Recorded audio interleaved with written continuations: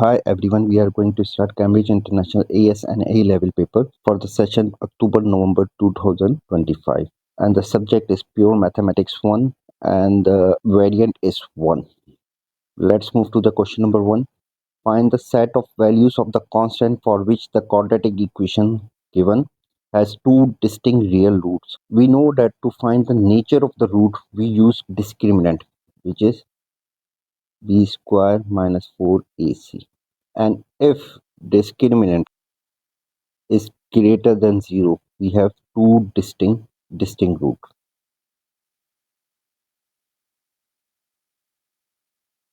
If d is equal to 0, we have same roots. And if d is less than 0, then we have complex roots. In a given situation, we need to find the value of k so that this quadratic equation will have distinct roots. So we will use the condition that the discriminant will be greater than 0. So here given quadratic equation is 3kx square plus k plus 8 times x plus 3 equal to 0. And in this case, a is equals to 3k and b is equals to k plus 8 and c is equals to 3. And for distinct real roots,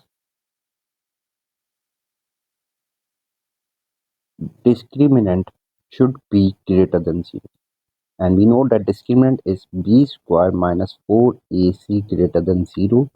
And we know that b is equals to k plus 8. So k plus 8 whole square minus 4 times a. A is 3 of k and c is 3.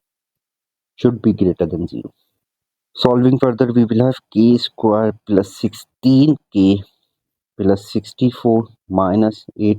4 times 3 is 12, 12 times 3 is 36, so 36k should be greater than 0.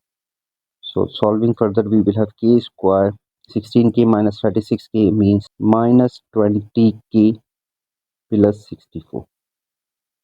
Okay, this is the quadratic equation and we need to find the value of k for which discriminant will be greater than 0.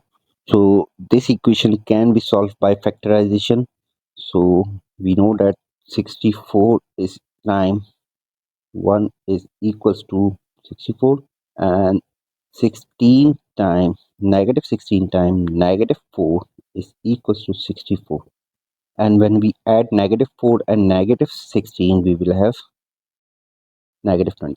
So k square minus 16k minus 4k plus 64 greater than 0. And this one is equals to k taken common. So this one is equals to k minus 16 minus 4 common, then k minus 16 greater than 0 and k minus 4 times k minus 16 greater than 0.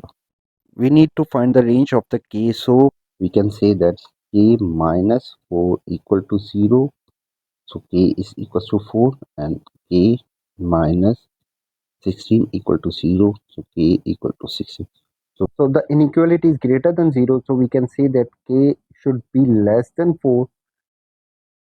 K should be greater than 16. Let's move to the question number 2.